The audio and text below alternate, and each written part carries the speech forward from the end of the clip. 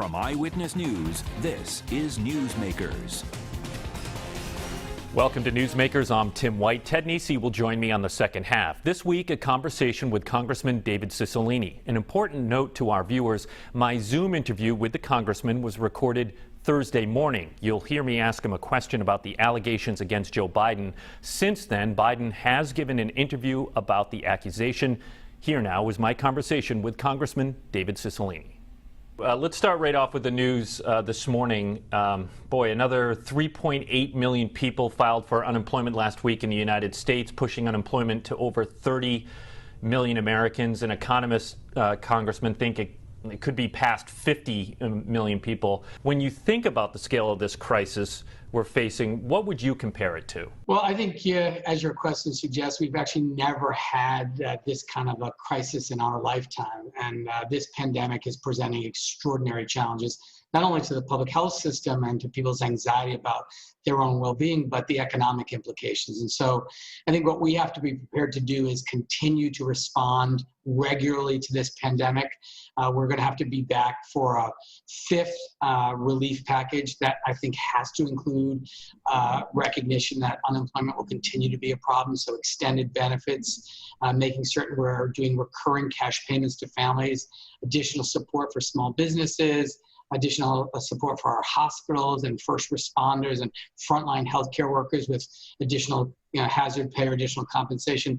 I think the message is this is going to be a long-term economic recovery. It's going to require government action over an extended period of time, and focusing on workers, small businesses, and families as our first priority should guide all of that work. Talk to me about process, Congressman. Are you worried about getting that fifth economic package done? House Majority Leader Steny Hoyer, unexpectedly, I would say, announced this week the House will not reconvene due to health concerns. There's been a lot of criticism about that. How would that impact what you want to get done if the House isn't going to reconvene? Well, the work is underway. The committee chairs are shaping the fourth or fifth relief package right now, what we're referring to as CARES 2. And so that work is well underway. I think the decision was made after the recommendation of the House physician that it wasn't an appropriate time to come back into D.C. due to the current conditions in the District of Columbia.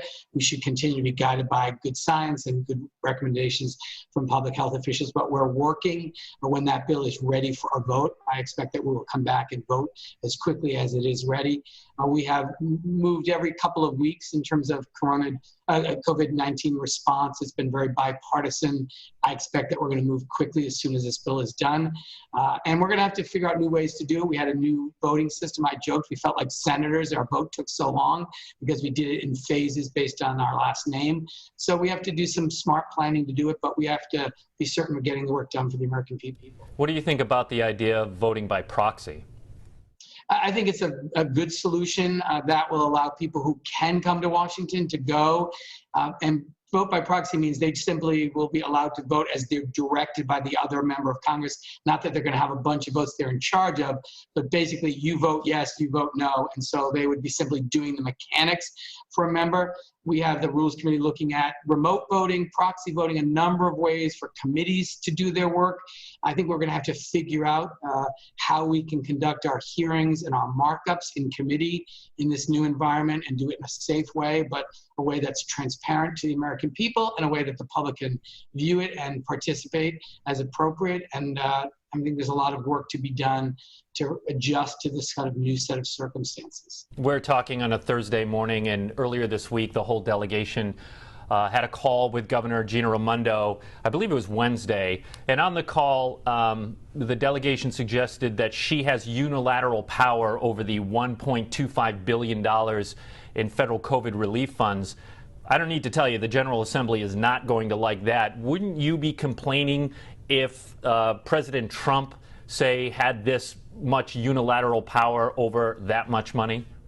Well, I mean, don't forget, this emergency stabilization funding was created so that governors had the ability to respond immediately to the public health implications of this pandemic. And so we really wanted to ensure that governors had, flexibility and could make quick judgments to disperse this money immediately in response to needing to build a field hospital or provide additional support to hospital personnel or respond to public safety concerns that arise out of the pandemic. So this is not funding which is allowed to replace lost revenue. I think we're going to fight very hard to provide additional support for first responders and police and fire and healthcare personnel, state and local government aid in CARES 2.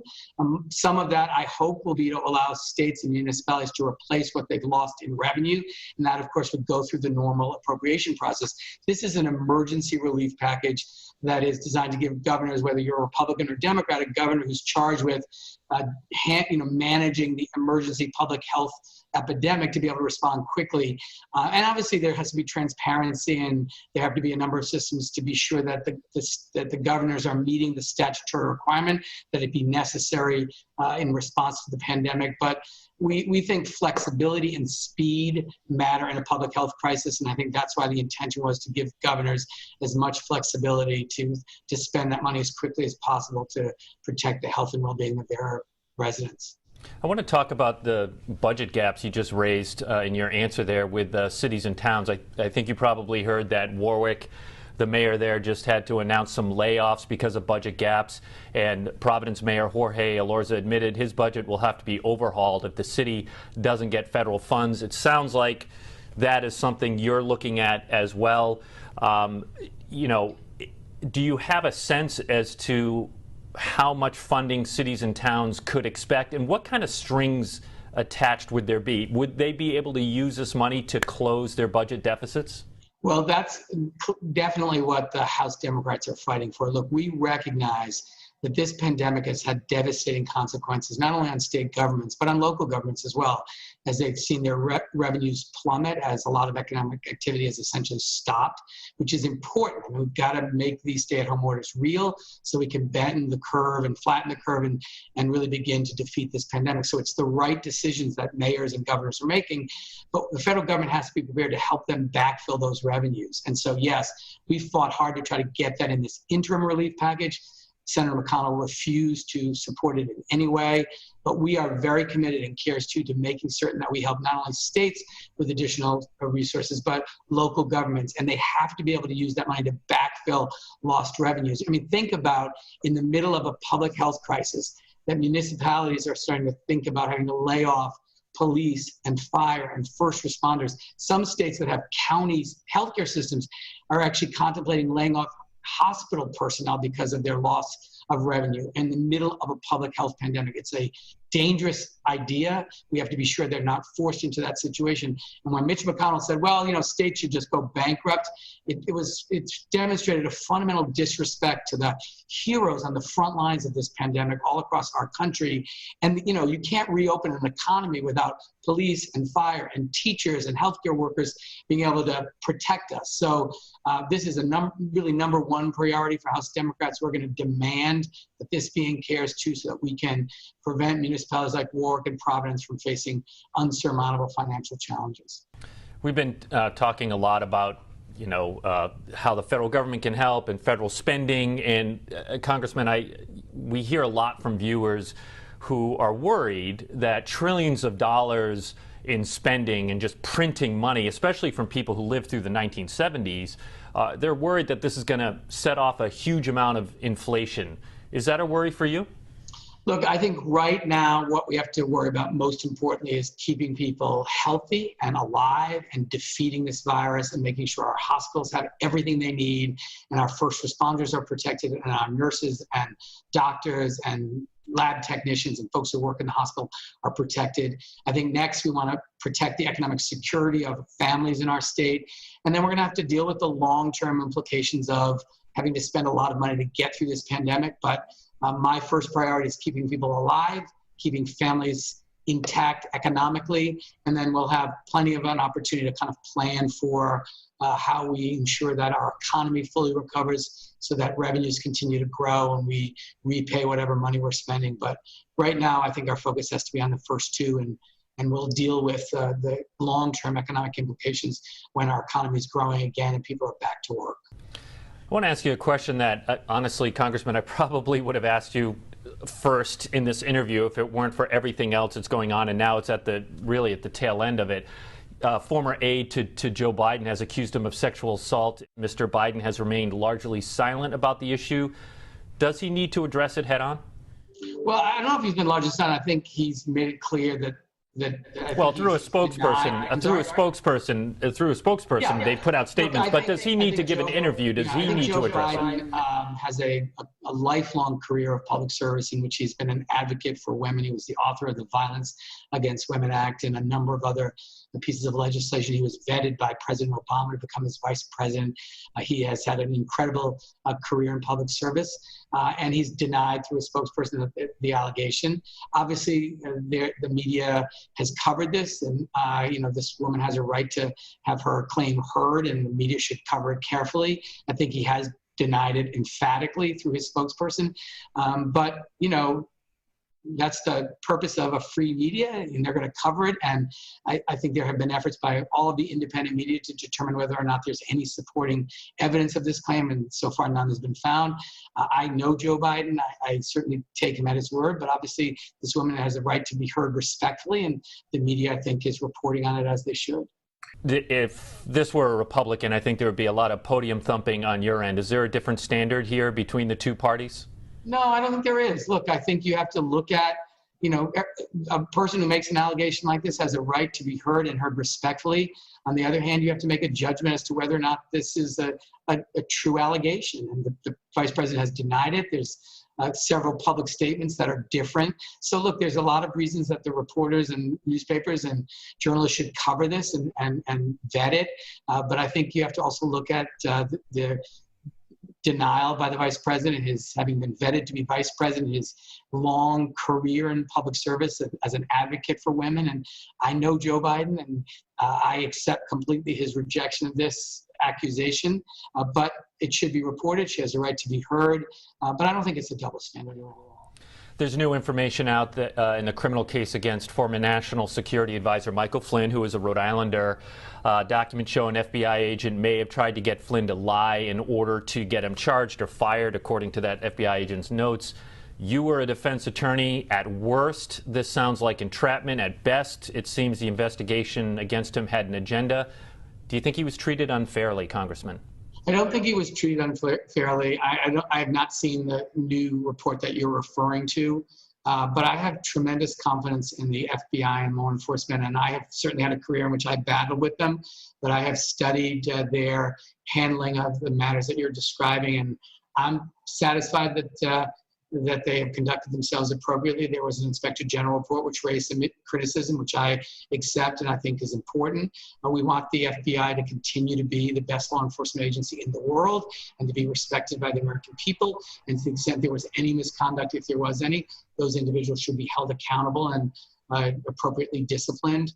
We want to be sure that prosecutions are based on the facts and the evidence and the law and nothing else. You've been toe-to-toe with the Department of Justice in a courtroom as a defense attorney, and you're a big civil liberties guy. No concerns about this one at all? No, as I said, I've not seen the report you're referencing today, and I'll look at it carefully. I remain a civil libertarian and always concerned about the constitutional rights of everyone, regardless of what party they belong to. So I take that seriously, and I take the responsibility of the Judiciary Committee to conduct oversight in this area seriously. So I will study the report that you're mentioning, and if I determine that we ought to take action, I will certainly do that. Final question. One of the big parts of any congressional office is constituent services. I know here at Channel 12, we're getting a lot of calls and emails from people. Number one on the list, unemployment. Number two probably is stimulus. Do you have a sense as to the number one, call to your constituent services is right now? What are you hearing most from people? It's really those three. It's unemployment, concerns about their benefits and whether they're eligible. The stimulus check, and being sure that they've received that. And then the small business, a range of small business programs that are available. Are they applying for the right one? What's their status? I would say those three are the biggest. And, all of the offices of the 4 congressional districts are all fully operational. And I just want to remind your viewers to reach out to us if we can be helpful in any way. I want to say a special thank you to all of my staff who are working incredibly hard in difficult circumstances and doing it because they know there's a tremendous need out there. So reach out to us if we can help in any way. Well, Congressman, thank you so much for your time. I really appreciate it, and hopefully we get to do this in person again soon. Thanks for having me. Stay safe. Again, that interview with Congressman David Cicilline was recorded on Thursday. Since then, Joe Biden has given an interview about the accusation against him. When we come back, we go live to the State House and break down the week in news with politics editor Ted Nesi. Stay with us. You're watching Newsmakers.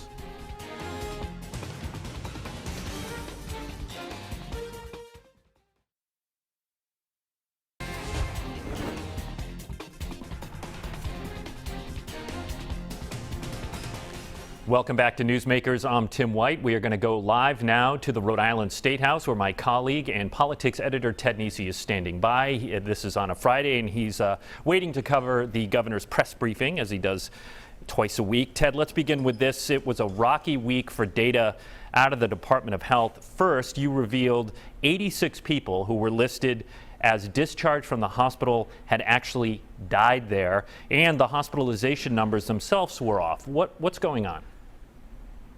Well, in both cases, Tim, there's no sign we have of anyone trying to mislead anybody with these numbers explicitly, though I do think in both cases, certainly it gave an incorrect impression to people at first. It all seems to be related to how the data gets piped into the health department by the hospitals and then how it gets reported out to the public. So on the discharges that were deaths, my understanding now is the hospitals do code people who die at the hospital as on what's called a discharge summary. Of course, for the average person like you and me, when we hear someone's discharged, we think it's good news, not that they passed away. And that's why they were reporting discharges to include hospital fatalities. They're now changing that, they say, to be clearer that discharges are people who got out and are hopefully recovering.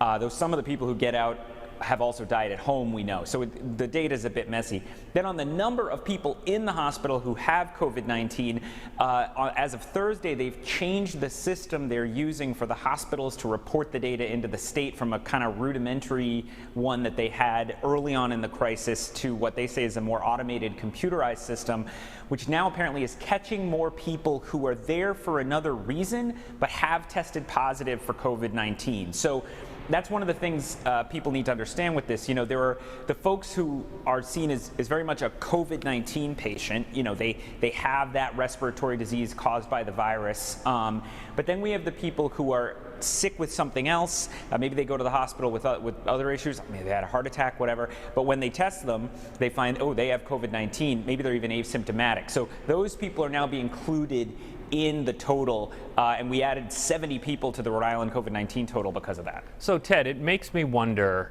what that all means for the, I'll call it the coveted May 9th date, where maybe the governor might start pulling some of the restrictions that we have, pulling them away. And she has always, from the beginning, correct me if I'm wrong, she's always been focused on the hospitalization numbers. Cases are important, but that was always a moving target. What they really wanted to know was how many people are hospitalized because of COVID-19. Do you have a sense at all if the increase in numbers because of the way they're calculating the data now, or the system has changed and the numbers went up, does that change their calculation on that May 9th date? Yeah, and it's the big question, Tim, and I did ask the governor's office late Thursday about this, and they said she was aware that they were refining how they collect the data, and they emphasized, she's never promised May 9th that she will lift the stay-at-home order. She's just described it as a goal. I suspect that's what she's going to say again later today, Friday, at her daily briefing. But I think, Scott Gottlieb, the former FDA commissioner who's been all over the place as an expert explaining this thing, has said that governors, whether in Rhode Island or Massachusetts or anywhere else, are going to face a tough decision here because we're not seeing a rapid decline in cases, a rapid decline in hospitalizations in Rhode Island, in Massachusetts, in New York. We're seeing a plateau or maybe a slow increase. And so they have to make the call of, so much economic damage has already been sustained. Do you start to slowly, hopefully carefully reopen even though you know there's still a lot of sickness out there. But the hospitalization numbers were striking for that reason, Tim, because you went from seeing what looked like a little bit of a dip last week with a little bit up, but not much this week, to a fairly steady but very gradual, not exponential crazy, but a gradual increase in hospitalizations. That's a bit of a different picture.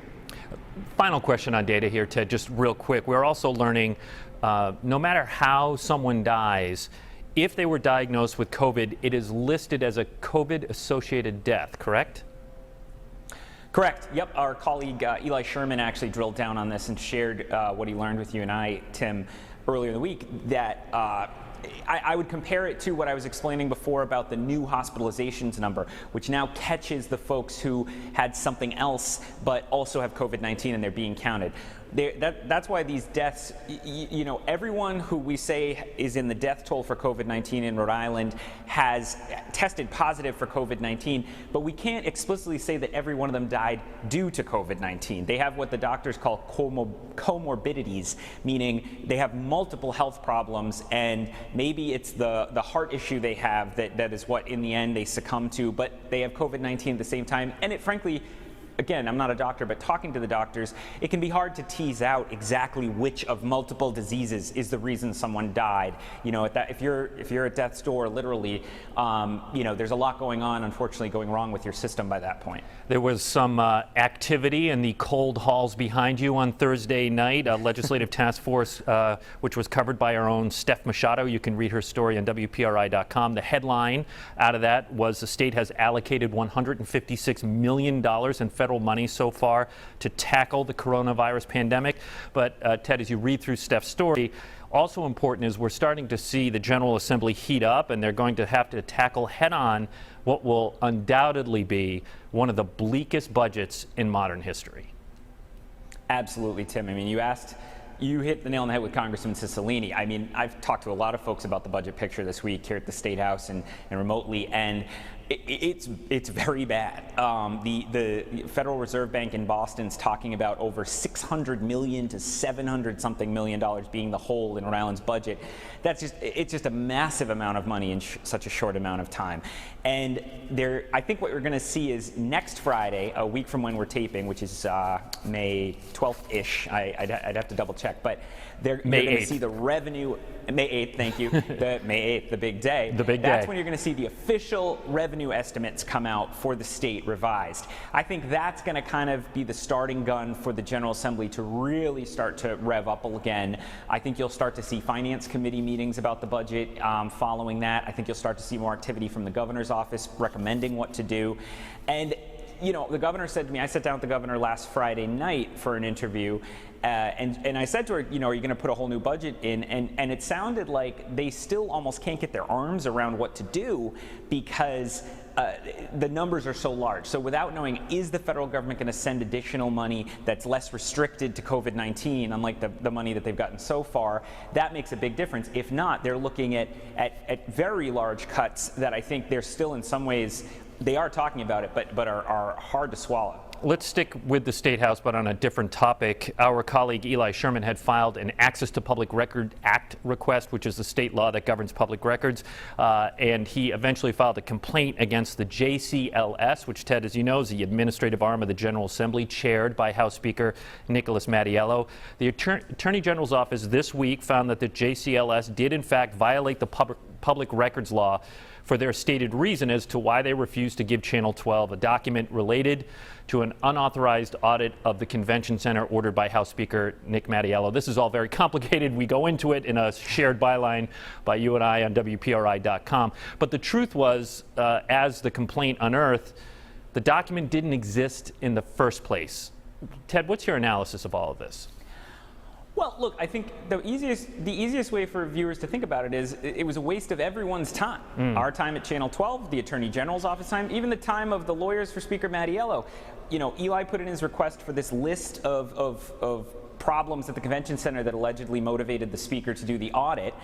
Instead of just saying, you know, oh, there's no list or there's no list on paper, it's all in his head, or however they would explain it, they denied Eli's request. He filed, as reporters do, a public records request saying that's a public document, please share it. They deny that. Eli goes to the AG's office. They start to fight him at the AG's office. They ask for extensions citing coronavirus to keep fighting it. And then finally they say, there is no list, there's no document, we're fighting over a phantom document. It's just, it's a waste of time. I actually heard from some folks who thought that they should have fined the JCLS just because it's, stringing people along rather than just being upfront saying there's no physical document here is bad behavior. But it's also a reminder, Tim, of, before COVID-19, there was a lot of coverage of that grand jury investigation into this audit, and that is still hanging out there, even though the grand jury hasn't been meeting. Yeah, and I spoke with the Attorney General, Peter Nerona, about that, and he said number one on his list right now is to try and figure out how to get a grand jury to reconvene. And, he wasn't talking specifically about the convention center investigation. There are a lot of capital crimes that have to go through the machinery of the indictment process. And so he is eager to get that back up and running. And we'll all have to see how that one plays out, in the coming days. So no timeline from the Attorney General on that one, Ted. And he also told me while they did not decide to fine the JCLS, they did put the JCLS on notice, so if this happens again, they might think twice about that one. Ted Nesi, thank you so much for joining us once again live from the Rhode Island State House. We'll see you again next week. For everybody here at Newsmakers, thanks for watching, and we'll see you next week on Newsmakers.